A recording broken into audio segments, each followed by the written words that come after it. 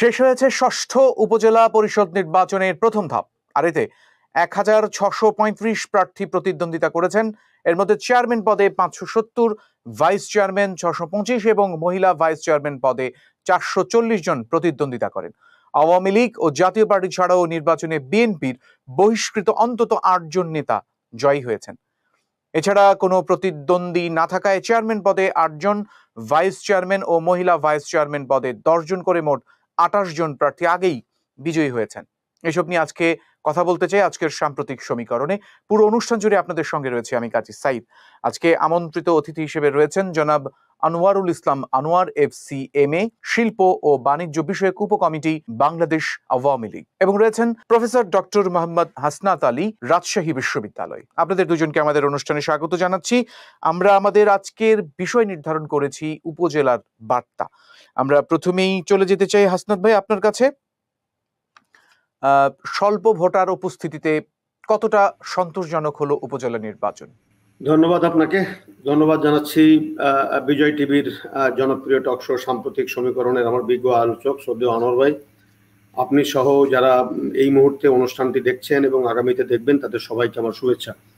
দেখেন, আপনি যে প্রসঙ্গের অবতারণা করেছেন উপজেলা নির্বাচন কেমন হলো, কেমন দেখলাম, এগুলো যদিও আমি কোনো বিতর্কে না যাই, আমি একটু তথ্য দিই। সেটা হলো 111-এর পরে 2024 পর্যন্ত, 111-এর পরে তো এই সরকার ক্ষমতায়, এই সরকার ক্ষমতায় আসার পরে 2009-এ ভোট করেছে। সেই 9-এ উপজেলা নির্বাচনে ভোটের হার ছিল 68.32%। 2014-তে এই সরকার ভোট করেছে, সেই ভোটে ভোটার টার্নওভার ছিল 61%।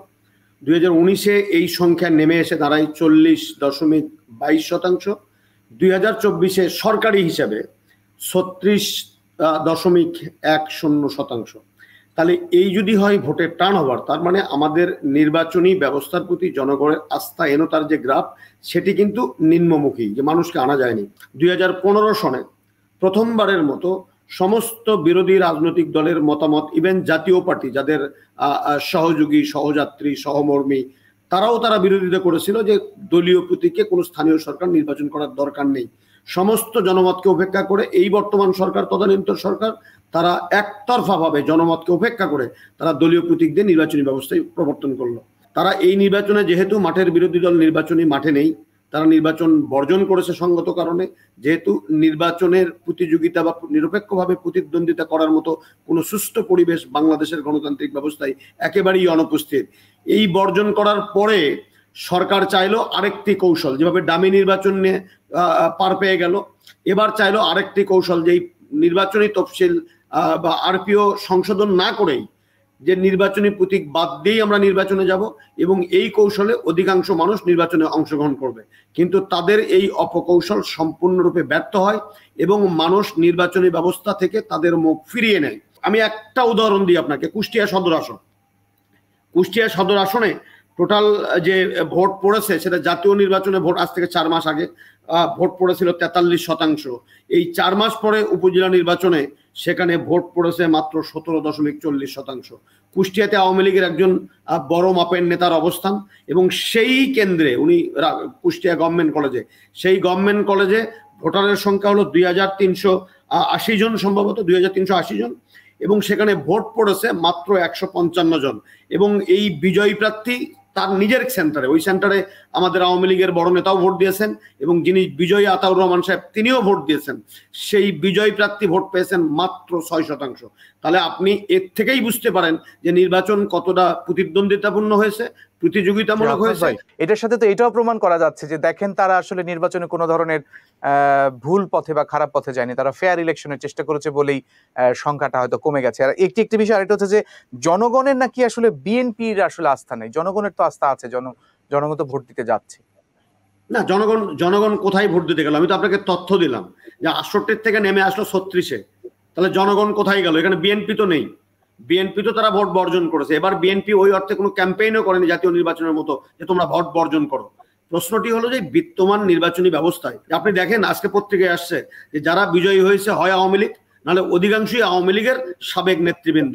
যে মানুষ এই একদলীয় প্রতিযোগিতায় সময় ব্যয় করে, অর্থ ব্যয় করে এই নির্বাচন যে নিরর্থক বা অর্থহীন, বা এই নির্বাচনের মধ্য দিয়ে যে গণতান্ত্রিক চেতনার যে বাস্তবায়ন সম্ভব নয়, এই জন্য মানুষ এই ভোট থেকে ফিরে এসেছে। সবচেয়ে বড় কথা হলো যে বিদ্যমান নির্বাচনী ব্যবস্থার প্রতি জনগণের আস্থাহীনতা এত চরম পর্যায়ে পৌঁছেছে যে আজকে নির্বাচন কমিশনকে এসি ঘরের মধ্যে থেকে বসে বলতে হয় যে নির্বাচন টার্ন ওভার কম হয়েছে কারণ মানুষরা ধান কাটতে গিয়েছে। ধান কি শুধু এবারই কাটতে গেল নির্বাচন কমিশনার সাহেব? যদি আমি বলি, ধান তো এর আগেও কাটতো, ধান লাগাতে যেত, শস্য রোপণ করতে যেত, কিন্তু ভোটে তো কখনো এই স্থানীয় সরকার নির্বাচনে ভোটের আকাল হওয়ার তো কথা নয়। কারণ স্থানীয় নির্বাচন সবসময় উৎসবের পরিবেশে হয়, কিন্তু এবার কি আপনি দেখেছেন যে কোথাও কোনো জায়গায় মানুষের মধ্যে ন্যূনতম উৎসাহ, উদ্দীপনা বা একটি উৎসবের আমেজ সেখানে ছিল? কারণ এটা কি বিএনপির ষড়যন্ত্র হাসনাত ভাই? এটা কি বিএনপির ষড়যন্ত্র? দেখেন, বিএনপি ষড়যন্ত্র করলো কোথায়? বিএনপি তো প্রকাশ্যে ঘোষণা দিয়ে নির্বাচন বর্জন করেছে, এবং বিএনপি যারা নির্বাচনে যাইতে চেয়েছে তারা সেখানে তাদেরকে বহিষ্কার পর্যন্ত করেছে। বিএনপির অবস্থান অত্যন্ত পরিষ্কার। বরং আওয়ামী লীগ যে ষড়যন্ত্রটা করতে চেয়েছিল যে এই ভোটারে আরপিও অনুযায়ী দলীয় প্রতীক না দিয়ে যে এটাকে গ্রহণযোগ্য করার বা মানুষের পার্টিসিপেশন বেশি করার যে একটি ষড়যন্ত্র ছিল বা অপকৌশল ছিল, সেটা জনগণ চরমভাবে ঘৃণা ভরে প্রত্যাখ্যান করেছে। যে এবার 139টি আসনে নির্বাচন হয়েছে। তথ্য বলছে যে 139-এর মধ্যে 81টি আসন মানে উপজেলা চেয়ারম্যান 20% কমে ভোট পেয়ে নির্বাচিত হয়েছে। 81%। আচ্ছা আমাকে বলেন তো, এবারে যে আমরা পত্রিকায় দেখলাম যে একজন পুলিশকে নির্দয়ভাবে পিটালো সরকার দলের নেতৃবৃন্দ, কোনো মামলা কি হয়েছে? কেউ কি গ্রেপ্তার হয়েছে? বলেন আগে আমাকে। তাহলে এরকম একটি ষড়যন্ত্র বিএনপি করে ফেলালো যে তাহলে আওয়ামী লীগের ভোটের সংখ্যা কি, যে সমস্ত 10টি আসনে 10%-এর কম ভোট পেয়েছে, তাহলে সেখানে কি আওয়ামী লীগের সমর্থন 10%-এ নেমে গেছে? বা যেখানে এই যে 81টি আসনে নির্বাচনী উপজেলায় যে মাত্র 20% ভোটে নির্বাচিত হলেন, বা এই যে 6% ভোটে নির্বাচিত হলেন, তাহলে কুষ্টিয়া সদরে তাহলে কি মাত্র 6% মানুষ, এই যে 3,30,000 ভোটারের মধ্যে মাত্র 6% মানুষ একটি কেন্দ্রে ভোট দিল, গড়ে 17.74% ভোট দিল।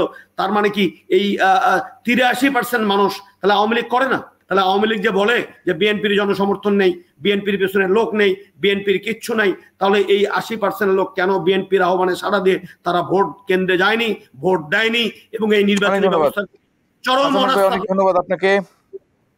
আমরা একটু আনোয়ার ভাইয়ের কথা শুনতে চাই। প্রধান নির্বাচন কমিশনার কাজী হাবিবুল আউয়াল বলেছেন সকালে বৃষ্টি আর ধান কাটার মৌসুম হওয়ায় উপজেলা নির্বাচনের প্রথম ধাপে ভোটার উপস্থিতি কম ছিল, এটা উনি বলেছেন। এর আগে 7 জানুয়ারি নির্বাচনের পর আমরা শুনেছি যে আপনাদের দলের কেউ কেউ বলেছিলেন শীতের কারণে ভোটার উপস্থিতি কম, এবং হাসনাত ভাই একই কথা বললেন। তো বাংলাদেশে শীত, বৃষ্টি, ধান কাটা, রান্না বান্না এসব তো নতুন কোনো ঘটনা নয়, এর আগেও ধান কাটা মৌসুমে নির্বাচন হয়েছে। কেন এরকম হয়ে গেল যে 81% পাশ করেছে মাত্র 20% বা তার নিচে ভোট পেয়ে? এই ভোটের এই দৈন্য পরিস্থিতি কেন বাংলাদেশে? ধন্যবাদ আপনাকে। ধন্যবাদ বিজয় টিভির সাম্প্রতিক সমীকরণে যারা দেখছেন, এবং আমাদের সহ আলোচক অধ্যাপক হাসনাত ভাই, তিনি বক্তব্য রাখছেন নির্বাচনের ব্যাপারে। আপনি যে আপনার শুরুতেই যে তথ্যগুলো দিয়েছিলেন সেগুলো আমি নাইবা দিলাম, কিন্তু মেইন যে প্রশ্নটা আপনাদের সবার মনে একটা কথা যে ভোট এত কম হলো কেন, তার আগে যেটা বলতে হয় যে বাংলাদেশের সবচেয়ে যে একটা মানে অগণতান্ত্রিক দল বিএনপি, এই নির্বাচনেও তাদের যে অগণতান্ত্রিক প্রচারণা যে ভোট কেন্দ্রে কেউ যাবেন না, এই যে তাদের একদিকে প্রচারণা, অন্যদিকে সাংবিধানিক বাধ্যবাধকতা এবং গণতন্ত্রের ধারাবাহিকতা রক্ষার জন্য যে উপজেলা নির্বাচনটা হচ্ছে, এটা কিন্তু অবশ্যম্ভাবী ছিল। এই উপজেলা নির্বাচনের বিকল্প কিন্তু কিছু ছিল না।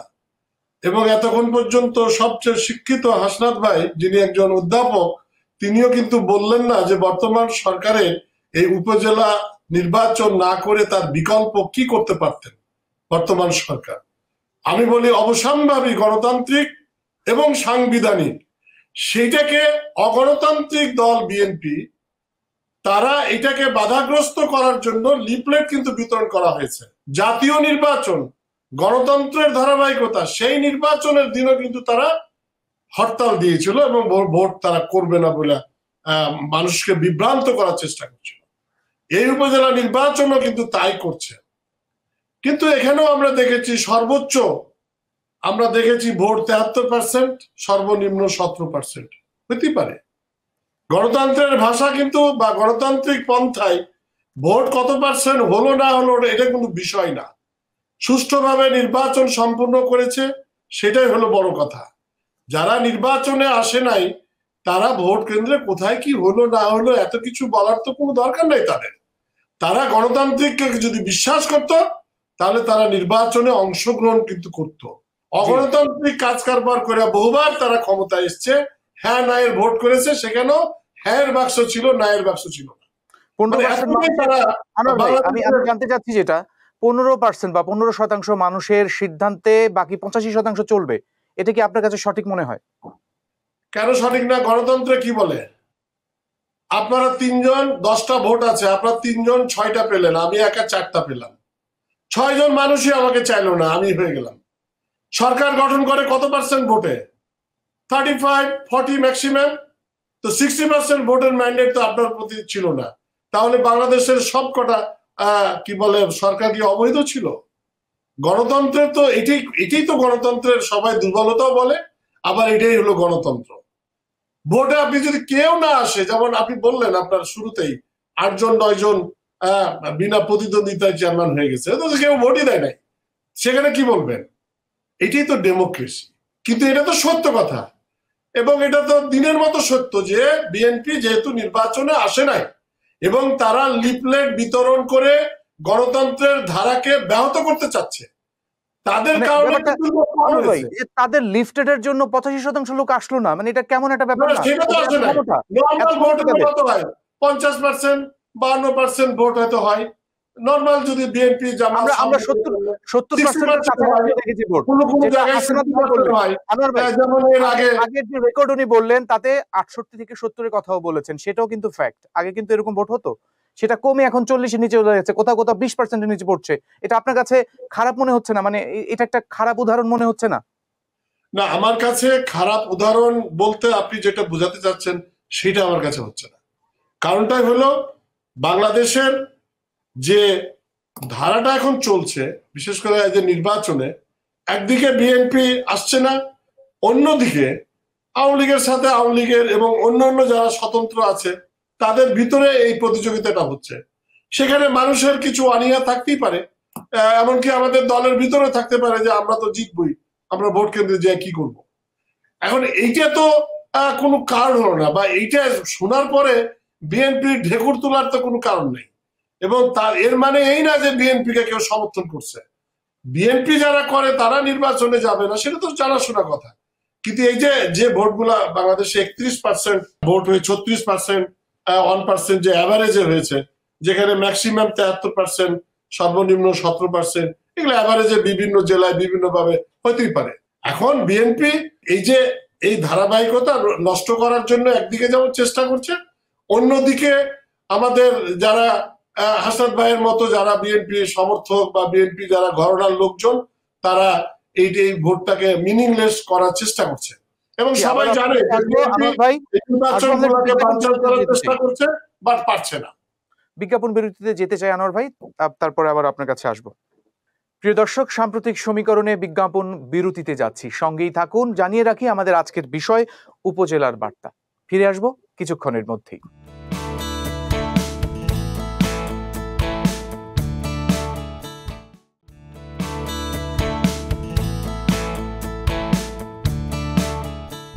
বিজ্ঞাপন বিরতির পর আরো একবার সবাইকে স্বাগত জানাচ্ছি সাম্প্রতিক সমীকরণে। আমাদের সঙ্গে রয়েছেন জনাব আনোয়ারুল ইসলাম আনোয়ার, FCMA শিল্প ও বাণিজ্য বিষয়ক উপকমিটি, বাংলাদেশ আওয়ামী লীগ। আনোয়ার ভাই, আপনি যেটি শেষ করতে পারেননি সেটি আপনি শেষ করবেন। আমি আবারও একটি প্রশ্ন যোগ করে রাখছি। নির্বাচনকে অংশগ্রহণমূলক করতে দলীয় প্রতীক না দিয়ে সবার জন্য প্রার্থিতা উন্মুক্ত রাখা হয়েছিল। তো প্রথম ধাপের ভোটে আওয়ামী লীগের এই যে কৌশলটা, সেটা কতটুকু কাজে এসেছে বলে আপনি মনে করেন? দেখেন, আপনার শুরুতে আপনি কিন্তু বলেছিলেন যে আমাদের এখানে পার্টিসিপেট প্রায় 554 জন চেয়ারম্যান পদপ্রার্থী করছে, ভাইস চেয়ারম্যানের 604 জন, 400-র উপরে মহিলা আওয়ামী লীগ এখানে তো পার্টিসিপেট হচ্ছে। এখন বিএনপি আসলে আরো বেশি পার্টিসিপেটেড হতো, এখানে অংশগ্রহণমূলক হতো, কিন্তু আমরা তো দেখছি যে এখানে বিএনপি তার ইন্টারনাল প্রবলেমের কারণে তারা নির্বাচনে আসছে না এবং নির্বাচনের পরিবেশটা নষ্ট করার জন্য, গণতন্ত্রের ধারাটা নষ্ট করার জন্য যা যা করার দরকার তাই তারা করছে। কিন্তু একবারও তাদের মনে হয় না যে নির্বাচন বর্জন কেন করছে তারা। একটা গণতান্ত্রিক দেশে গণতন্ত্রে পার্টিসিপেট না করে তারা নির্বাচনটা বর্জন করছে কেন? নির্বাচন যদি বর্জন করে তাহলে কিভাবে বুঝবে যে সরকারের অধীনে সুষ্ঠু নির্বাচন হচ্ছে কি হচ্ছে না? একে জাতীয় নির্বাচন বলেন আর স্থানীয় নির্বাচন বলেন। স্থানীয় নির্বাচনে তো সরকার পরিবর্তন হবে না, সেখানেও তারা কেন নির্বাচনে আসছে না? তাদের একটাই উদ্দেশ্য হলো বাংলাদেশে এই রাজনৈতিক পরিবেশটাকে নষ্ট করা এবং যত ধরনের অগণতান্ত্রিক কার্যকলাপ আছে সেগুলো তৈরি করা। বাংলাদেশের রাজনীতিতে একটা বিশৃঙ্খলা সৃষ্টি হোক সেটাই তারা চায়, তৃতীয় কোনো পক্ষ ক্ষমতায় আসুক সেটা তারা চায়, এবং এখানে আবার যদি রাজনৈতিক কোনো বিশৃঙ্খলার সৃষ্টি হয় সেই ঘোলা পানিতে মাছ শিকার করবে। এই অবস্থায় কিন্তু বিএনপি আছে। কিন্তু ওরা জানে না আওয়ামী লীগ সংগঠনটা কি, আওয়ামী লীগের নেতা কি, আওয়ামী লীগের আদর্শ কি, এটা মনে হয় বিএনপি জানে না, এটা ওরা মনে হয় বুঝে না। যে কারণে যে খেলায় ওরা মত্ত হয়েছে এই খেলায় কিন্তু বিএনপি একদিন হারিয়ে যাবে এবং বিরোধী দলের জায়গাটা অন্য কোনো গণতান্ত্রিক শক্তি, মুক্তিযুদ্ধের সপক্ষের শক্তি ফিরে আসুক এবং দুইটা বিরোধী দল এবং সরকারি দল বিরোধী দল বাংলাদেশে থাকুক, যাদের সাথে আমাদের শুধু লড়াই হবে কিভাবে মুক্তিযুদ্ধের চেতনায় বাংলাদেশটাকে একটা উন্নত বিশ্বে উন্নত দেশ হিসাবে প্রতিষ্ঠিত করা যায়। অনেক ধন্যবাদ। আপনার কাছে আসতে চাই। ধন্যবাদ আনোয়ার ভাই, ধন্যবাদ আপনাকে। আমরা একটু হাসনাত ভাই আপনার কাছে আসতে চাই। অনেকগুলো কথা বলেছেন আনোয়ার ভাই, উত্তর আপনার কাছে চাইবো। আপনারা কথায় কথায় নির্বাচন বর্জন করছেন অগণতান্ত্রিক চর্চা করার জন্য, বিশৃঙ্খলা করার জন্য, এবং আপনারা একটা সময় হারিয়ে যাবেন। এই কথাটাই বিএনপির উপজেলা নির্বাচন বর্জন নিয়ে পররাষ্ট্রমন্ত্রী ডক্টর হাসান মাহমুদ বলেছেন যে বিএনপি নির্বাচন বর্জনের রাজনীতি আত্মহননমূলক। তিনি আরো বলেছেন অবস্থা এমন দাঁড়িয়েছে যে বিএনপি রাজনীতিতে যুক্ত যারা তারা দেশের সংসদ, সিটি কর্পোরেশন, উপজেলা, এমনকি ইউনিয়ন পরিষদ নির্বাচনে অংশ নিতে পারেন না। তো বিএনপি নেতাকর্মীদের কাছে প্রশ্ন, যদি নির্বাচনে অংশ নিতে না পারেন তাহলে কেন আপনারা বিএনপির রাজনীতি করবেন? জনগণ কেন বিএনপি রাজনীতি করবে এটা জনগণই ভালো বলতে পারবে। তবে আমি আনোয়ার ভাইয়ের কিছু কথা বলি। আনোয়ার ভাই মূর্খ বিএনপি, অজ্ঞ বিএনপি, তারপরে অগণতান্ত্রিক বিএনপি, বহু কথা বলেছেন। মূর্খ বিএনপির কাছ থেকে আনোয়ার ভাই ভালো কি আশা করবেন? কিন্তু প্রশ্নটি হলো দেশের মানুষ তো আনোয়ার ভাইয়ের মতো এত শিক্ষিত নয়, আমার মতো এত শিক্ষিত নয়। অধিকাংশ মানুষই মূর্খ এবং তারা গ্রামে বসবাস করে। কিন্তু এই মূর্খ বিএনপিটা গত 15 বছরের অর্থনৈতিক লুটপাট, ভোটাধিকার হরণ এবং মানুষের গণতান্ত্রিক অধিকারকে ভুলণ্ঠিত করার জন্য কেন জানি বিএনপি যা বলে মানুষ সেদিকেই সাড়া দেয় বা সেদিকেই কথা বলে। আমি যে প্রশ্নটা করলাম যে মানুষ 80% মানুষ কি তাহলে বিএনপির সাথে, 17% মানুষ যদি ভোট দেয়, উনি কিন্তু সেই জবাবটা দেননি। প্রশ্নটি হলো বিএনপি বিশৃঙ্খলা না? বিএনপি কোনো বিশৃঙ্খলা সৃষ্টি করেনি। বিএনপি শুধু আহ্বান জানিয়েছে যে এই অগণতান্ত্রিক ব্যবস্থার মধ্য দিয়ে বা এই অগণতান্ত্রিক নির্বাচনী যে সংস্কৃতি বাংলাদেশে বিদ্যমান, সেই অগ্রহণযোগ্য একটি নির্বাচনী অবস্থার মধ্য দিয়ে সুষ্ঠু নির্বাচন সম্ভব নয়, জনগণের নেতা নির্বাচন করা সম্ভব নয়। সংবিধান বিএনপিকে, এই অজ্ঞ বিএনপিকে দায়িত্ব দিয়েছে, আনোয়ার ভাইয়ের কথাই, এই অজ্ঞ বিএনপিকে দায়িত্ব দিয়েছে যে তারা জনমানুষকে সচেতন করার জন্য। তারা শুধু সেই সচেতনতামূলক কাজই তারা করেছে, লিফলেট বিতরণ করেছে, অসম্ভব রকমের অহিংস একটি আহ্বান। আমি বলতে চাই আনোয়ার ভাই, যদি সত্যি সত্যি আপনার দল যদি শিক্ষিত আওয়ামী লীগ হয়ে থাকে, নিশ্চয়ই শিক্ষিত আওয়ামী লীগ, কারণ আনোয়ার ভাইয়ের মতো শিক্ষিত মানুষ, তাহলে কেন সেই লিফলেটটা পড়ে যে সমস্ত দাবিগুলো তার মধ্যে অগণতান্ত্রিক লেখা আছে, বিশৃঙ্খলামূলক লেখা আছে, সেগুলো নিয়ে কেন আলোচনার টেবিলে বসেন না? কেন সেগুলো নিয়ে জবাব দেন না? কেন সেগুলো নিয়ে মানুষের কাছে যান না? মানুষ কেন সেই কথাগুলোকে আপনি বলেন না? না বলে আপনি টক শোতে আসে আপনি অজ্ঞ বলছেন, বিএনপিকে অগণতান্ত্রিক বলছেন। আমি আপনাকে বলি, আজকে ভেবেছিলাম যে উপজেলা নির্বাচন নিয়েই কথা হবে, আনোয়ার ভাই চলে গেলেন হানা ভোটে। 73-এর ভোট নিয়ে কথা বলেন না কেন? যেখানে লোক কুমিল্লা থেকে, দাউদকান্দি থেকে ব্যালট বাক্স হেলিকপ্টারে নিয়ে এসে মোস্তাককে জিতিয়েছিলেন, বলেন না কেন? 73-এর ডাকসু নির্বাচনে ব্যালট বাক্স ছিনতাই করে নিয়েছিলেন ছাত্রলীগের নেতারা, বলেন না কেন? ভাই এগুলো ইতিহাস অনেক চর্চা করা যাবে। আসেন না উপজেলা নির্বাচনের মধ্যে থাকি। এদেশের গণতান্ত্রিক ব্যবস্থা, নির্বাচনী ব্যবস্থা ধ্বংস হয়ে গেল। একদম ধ্বংস হয়ে গেল। এখানে মানুষ নির্বাচনে আর আস্থা রাখতে পারে না। কেন? বাদ দেন বিএনপি, বাদ দেন আওয়ামী লীগ, আপনি একজন দেশের শিক্ষিত স্বাধীন নাগরিক হিসেবে এবং সর্বোচ্চ শিক্ষায় শিক্ষিত ব্যক্তি হিসেবে আপনার আমার তো এই যন্ত্রণাটুকু হওয়ার কথা যে এটি আওয়ামী লীগ বিএনপির কোনো বিষয় নয়। এই বিষয়টি হলো যারা জনগণের প্রকৃত মালিক, যারা ভোটার, সেই প্রকৃত মালিকের কাছ থেকে এই জনগণের প্রকৃত স্বাধীনতা যে হরণ হয়ে গেল 14 সনের নির্বাচনের মধ্য দিয়ে, 18 সনের নির্বাচনের মধ্য দিয়ে, 24 সনের নির্বাচনের মধ্য দিয়ে, সেগুলা উদ্ধার। আমি বলছি না 15 ফেব্রুয়ারি নির্বাচন ভালো হয়েছিল, একবারও বলছি না। আমি বলছি না যে কোনো দলীয় সরকারের অধীনে নির্বাচন সুষ্ঠু হয়েছে, হয়নি, হওয়ার কোনো নজির এখানে নাই। তাহলে এই যে সমস্যার জায়গাটা বিএনপি যে বলছে যে 300 নির্বাচিত এমপিকে স্বপদে বহাল রেখে আবার নতুন করে 300 নির্বাচনটা সম্পূর্ণ অগণতান্ত্রিক, একেবারেই অগ্রহণযোগ্য। বিশ্ব গণতান্ত্রিক ইতিহাসে কোনো দেশে নেই 300 নির্বাচনী পার্লামেন্ট মেম্বারকে বলবৎ থেকে আরো 300 নির্বাচন করা। তাহলে এই যে অসম নির্বাচনী ব্যবস্থা, এই অসম নির্বাচনী ব্যবস্থাগুলোকে সমাধান করেন, আলোচনার টেবিলে বসেন, তারপর আপনি বিএনপিকে আহ্বান জানান ভোটে আসার জন্য। আপনি কে এম হাসানের অধীনে নির্বাচন কেন করেননি মনে নাই আপনার? আপনি পিয়াজউদ্দিন স্যারের অধীনে নির্বাচন কেন করেননি মনে নাই আপনার? যদি সেটা যদি হয়ে থাকে তার চেয়ে দলীয় প্রধান যখন সরকারের প্রধান থাকেন তার অধীনে নির্বাচন সুষ্ঠু হবে। এটি তো 2018 সনে প্রমাণ করতে ব্যর্থ হয়েছেন।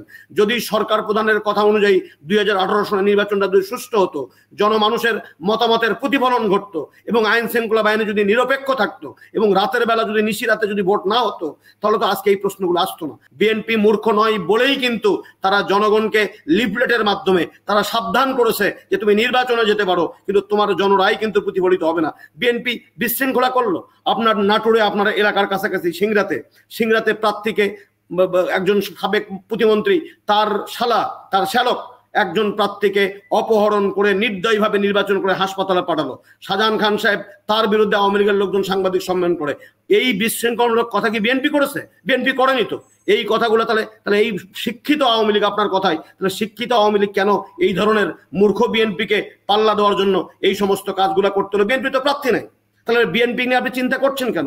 আর পররাষ্ট্রমন্ত্রী যেটা বলেছেন যে দেখেন বিএনপি যদি হারিয়ে যায় আপনাদের তো আনন্দিত হওয়ার কথা, বিএনপি যদি নিঃশেষ হয়ে যায় তাহলে তো আনন্দিত হওয়ার কথা। কিন্তু আপনারা আনন্দিত না হয়ে এত গোস্বা করেন কেন? এত কষ্ট পান কেন? এত যন্ত্রণা পান কেন? আওয়ামী বিএনপিকে নিয়ে কথা না বলে বরং আপনি চিন্তা করেন যে আপনার দলের মন্ত্রী, এমপি এবং নেতা নেত্রীদের ছেলে মেয়েদেরকে দলীয় সিদ্ধান্ত অনুযায়ী নির্বাচন থেকে বিরত রাখার কথা ছিল, আপনি পারেননি। সেই ব্যর্থতা নিয়ে, সেই না পারার যন্ত্রণা নিয়ে একবার আলোচনা করেন, একবার ব্যবস্থা নেন যে কেন 15 বছর ক্ষমতায় থাকার পরও আপনি আপনার এমপিকে, আপনি আপনার প্রেসিডিয়াম সদস্যকে, তার সন্তানদেরকে নির্বাচনী প্রতিযোগিতা থেকে দলীয় সিদ্ধান্ত অনুযায়ী তাদেরকে বিরত রাখতে পারলেন না? কেন আপনাদের সিদ্ধান্তকে বৃদ্ধাঙ্গুলি দেখে উপেক্ষা করে তারা নির্বাচনে অংশগ্রহণ করলো? অনেক ক্ষেত্রে তারা বিজয়ী হলো। তাহলে সেই শিক্ষিত আওয়ামী লীগ নিয়ে কথা না বলে আনোয়ার ভাইরা এই মূর্খ বিএনপিকে নিয়ে সারাক্ষণ পড়ে আছে। আমি তো এর কোনো অর্থ খুঁজে পাই না। গত 15 বছরে মানুষের এই গণতান্ত্রিক অধিকার, যে ভোটাধিকার প্রয়োগ অধিকার, সেই অধিকারটাকে অনেকটা সংকুচিত করা হয়েছে এবং এই সংকুচিত করার ফলে আস্তে আস্তে আপনাদের জনপ্রিয়তার পারদ কিন্তু, যদি এই ভোটের চিত্র আমি ধরি, আমি তো মুখের কথা শুনবো না, ভোট দেখবো, সেই ভোটের চিত্রে আবারও আপনার কাছে আসবো। আমাদের আবারও একটু বিজ্ঞাপন বিরতিতে যেতে হবে, বিরতি থেকে ফিরে এসে আবারও আপনার কাছে আসবো। প্রিয় দর্শক, সাম্প্রতিক সমীকরণে বিজ্ঞাপন বিরতিতে যাচ্ছি, সঙ্গেই থাকুন, ফিরে আসবো কিছুক্ষণের মধ্যেই।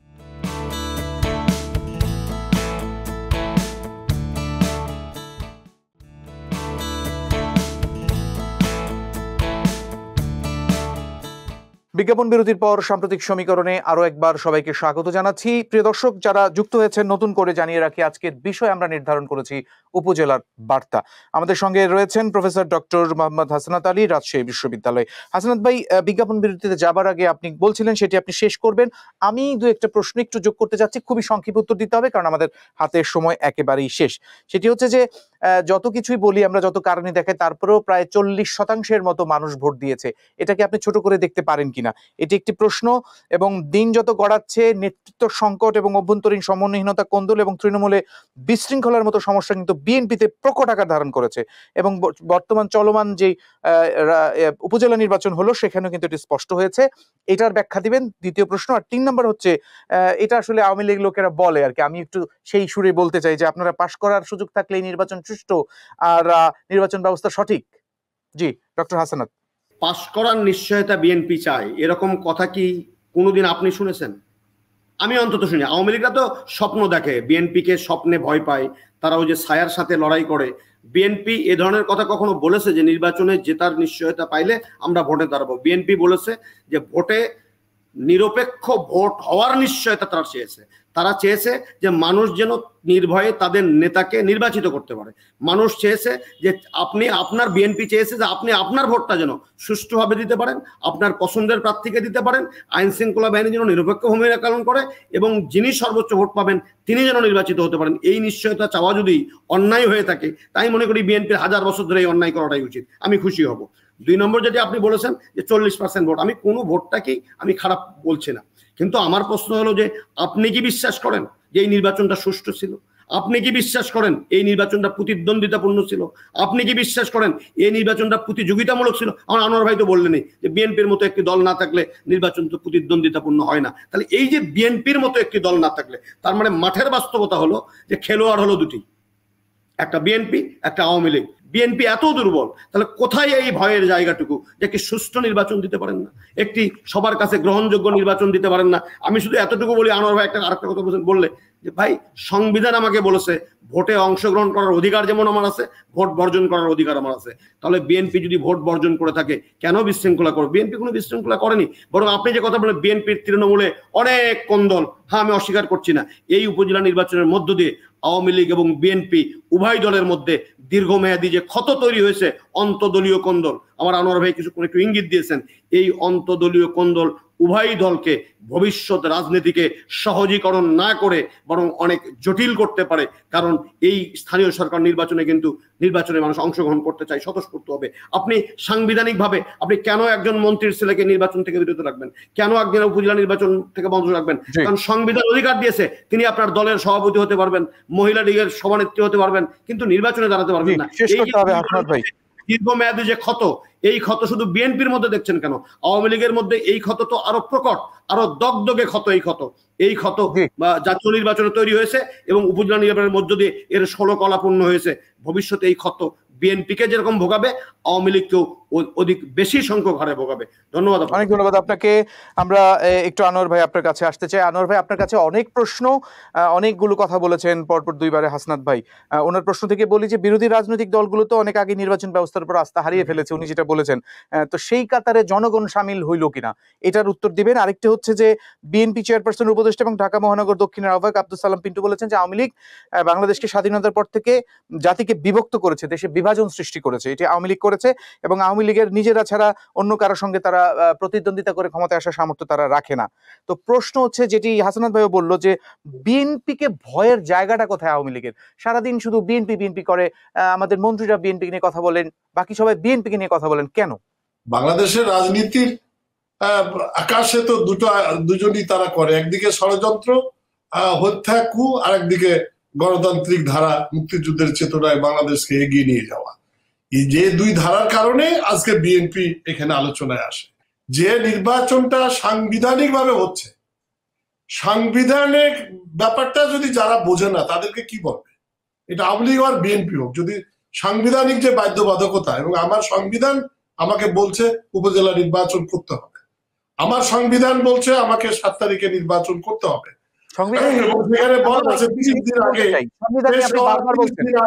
সংবিধান নিয়ে বারবার বলছেন, সংবিধানটা তো জনগণের প্রয়োজনে। এখন সংবিধানের কারণে বা এমন ভাবে লেখা হলো যার জন্য যদি এমন হয় যে মানুষজন ভোটে আসতে পারছে না বা আগ্রহ হারিয়ে ফেলছে, সেটা কি আপনি সঠিক বলবেন? না, আগ্রহ হারিয়ে ফেলছে কেন? সেই যে গণতন্ত্রের বিরোধী যারা কাজটা করছে, উনি আবার আলোচনা করে বললেন যে ভোট বর্জন করা, ভোটে অংশগ্রহণ করা দুটোই আমার গণতান্ত্রিক অধিকার। ডেফিনেটলি তার অধিকার, আমরা সেটাই বলছি, কিন্তু বানচাল করা, এটাকে এর বিরুদ্ধে যাওয়া, সেটা তো গণতান্ত্রিক আচরণ হতে পারে না। আপনি নির্বাচনে পার্টিসিপেট করবেন না, আপনি ঘরে বসে থাকেন, আপনি লিফলেট বিতরণ করছেন, আপনি হরতাল দিচ্ছেন, নির্বাচন হতে দেব না, এই যে আপনার থ্রেট জনগণকে, তাহলে এগুলো কি গণতান্ত্রিক না অগণতান্ত্রিক আচরণ? নিঃসন্দেহে এটা অগণতান্ত্রিক আচরণ, এবং প্রত্যেকটা কার্যকলাপ কিন্তু বিএনপির অগণতান্ত্রিক, যে কারণে বিএনপিকে আমরা অগণতান্ত্রিক শক্তি বলি। ওনাদের সিনিয়র নেতা গয়েশ্বর চন্দ্র রায় বলছেন যে ক্ষমতা অপব্যবহারের শাস্তি হবে আকাশচুম্বী, ক্ষমার সুযোগ নাই। রে বাবা, এই কথাটা তো আগে নিজেদের দলের শাস্তি দেন। ক্ষমতা অপব্যবহার কিভাবে আপনারা করেছিলেন, কিভাবে ক্ষমতা আপনারা গ্রহণ করেছিলেন, কিভাবে ভোট নির্বাচন না করেছিলেন, এই জিনিসগুলা ক্ষমতার অপব্যবহার করে ইন্ডিমিউনিটি অ্যাক্ট কিভাবে করেছিলেন, চতুর্থ সংশোধনীটা আপনারা পড়ে দেখলেই বুঝতে পারবেন যে ক্ষমতার অপব্যবহার কাকে বলে, কত প্রকার এবং কি কি, এবং ক্ষমতা ব্যবহার করে হাজার হাজার মুক্তিযোদ্ধা সেনাদেরকে কিভাবে হত্যা করেছিলেন সেগুলোর বিচার করেন। আপনার সাথে আমি ক্ষমতা অপব্যবহারের শাস্তি হবে আকাশচুম্বী, ক্ষমার সুযোগ নেই। বারবার বলছেন যে অগণতান্ত্রিক বিএনপি, অগণতান্ত্রিক বিএনপি, তো সেই অগণতান্ত্রিক বিএনপিকে জনগণ কেন পছন্দ করে? কেন জনগণ তাদের কথা শুনে? জনগণ পছন্দ করে? আপনি কোথায় পেলেন যে জনগণ পছন্দ করে? বিএনপি যখন লাস্ট নির্বাচনে, তত্ত্বাবধায়ক সরকারের অধীনে লাস্ট নির্বাচনে তারা কতটি সিট পেয়েছিল? 2007-8 সালে যে নির্বাচনটা হয়েছিল, এটাই তো তাদের লাস্ট জনগণের ম্যান্ডেট। এখন কিছু কিছু ক্ষেত্রে ক্ষমতাসীন দল আছে, এখন এটা হয়তো দল চালাতে গেলে, দেশ চালাতে গেলে কোনো ভুল ভ্রান্তি হতে পারে। তো কিছু কিছু ব্যর্থতা, যেমন জিনিসপত্রের দাম বাড়ছে, কেন বাড়ছে আমরা জানি, সবাই জানি। এখন এর কারণে হয়তো জনগণ আমাদের প্রতি একটা মানে অখুশি হতে পারে। এখন বিএনপি যদি মনে করে এটাই আমাদের সফলতা, তাহলে তো হলো না। এখন আমাদের ব্যর্থতা তারা মনে করে আমাদের সফলতা, জনগণ মনে হয় আমাদেরকে আকাশ মানে কোলে করে নিবে, বুকে টেনে নিবে। এটা কি হয়? জনগণ দেখে নাই 2001 সাল থেকে 2006 সাল পর্যন্ত কি দুঃশাসন, দুর্বিষহ মানুষের জীবনযাত্রা করেছিল? জিনিসপত্রের দাম কিরকম অবস্থা হয়েছিল, কি ধরনের হাহাকার হয়েছিল, কি ধরনের সারের জন্য গুলি করে মানুষকে মেরেছিল, আমার চাঁপাইনবাবগঞ্জে বিদ্যুতের জন্য গুলি করে মেরেছিল। আমরা কি দেখি নাই ভাইয়া যে বাংলাদেশ জাতীয়তাবাদী দল বিএনপি ক্ষমতায় ছিল এবং তারা কি ধরনের সার্ভিস বাংলাদেশের মানুষকে দিয়েছে? বাংলাদেশ মানুষ কি আবার সেই দুঃসহ যন্ত্রণায় ফিরে যেতে চায়? নেভার, যেতে চায় না। আপনি যে বলছেন যে জনগণ তাদেরকে ভালোবাসে করে, তাদের কোনো আন্দোলনে একটা জনগণ রাস্তায় নামে না। কি কারণে নামে না? তারা দেখছে, তারা কম্পেয়ার করছে যে দলটি আজকে রাজপথে নেমে এই সরকারের বিরুদ্ধে ভুয়া আন্দোলন করার চেষ্টা করছে, সেই দলের শাসনকাল আমরা দেখেছি। আর বর্তমান শাসনকাল আমাদের জননেত্রী শেখ হাসিনার শাসনকাল তারা দেখছে। নিশ্চয় এখানে কোনো হাহাকার নেই। আজকে অর্থনৈতিক ভাবে বাংলাদেশ আকাশচুম্বী, পৃথিবীর কাছে ঈর্ষণীয় আজকে বাংলাদেশ।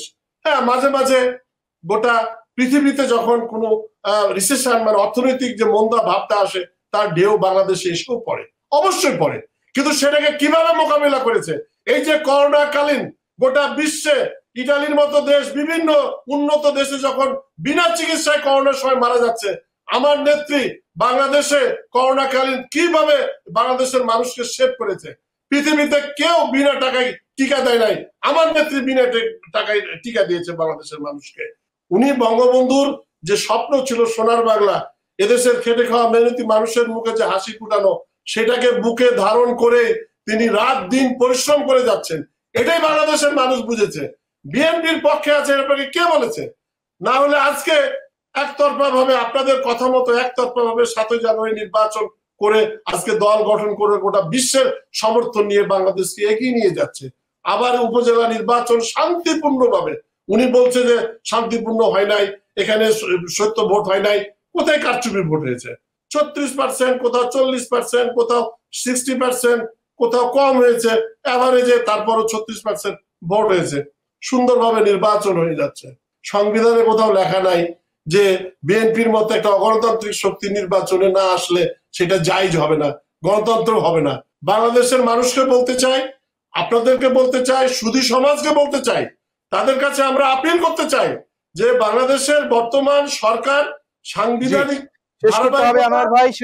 গণতান্ত্রিক ধারাবাহিকতা পালন করছে কিনা, এটাই আমরা বাংলাদেশের মানুষকে বলতে চাই। এবং আমার বিজ্ঞ এবং সবচেয়ে শিক্ষিত এবং মানুষ গড়ার কারিগর এই হাসান ভাইকে আমি বলতে চাই যে আপনি বলেন যে বর্তমান সরকার সাংবিধানিক ধারাবাহিকতা, গণতান্ত্রিক ধারাবাহিকতা ঠিক রেখে চলছে কিনা। এখন আপনারা যদি গণতন্ত্রের খাতে যদি না আসেন, তাহলে আওয়ামী লীগ কি করবে? এখানে আওয়ামী লীগের কি করার আছে? আপনাদেরকে ভোটে আসতে হবে, সেখানে যদি কোনো অনিয়ম ঘটে সেটা নিয়ে জনগণের কাছে যাবেন। তাহলে জনগণ অ্যাকসেপ্ট করবে। এখন জি। আপনি মন গড়া কথা আনোয়ার ভাই, কথা বলার সুযোগ নেই, আমাদের সময় শেষ। আনোয়ার ভাই অনেক ধন্যবাদ আপনাদের দুজনকে, আসনাদ এবং আনোয়ার ভাই, আপনাদের দুজনকে অসংখ্য ধন্যবাদ, আপনাদের মূল্যবান সময় থেকে সময় দিয়েছেন। আমরা চেষ্টা করব আগামীতেও আপনাদের দুজনের মূল্যবান মতামত বিজয় টিভিতে আপনাদেরকে নিয়ে এসে সেটা শোনার সুযোগ করে দেব দর্শকদেরকে। ভালো থাকবেন আপনারা দুজন। প্রিয় দর্শক, নির্বাচিত জনপ্রতিনিধিরা জনকল্যাণে কাজ করুক এমন প্রত্যাশা রেখে আমাদের আজকের সাম্প্রতিক সমীকরণ শেষ করছি।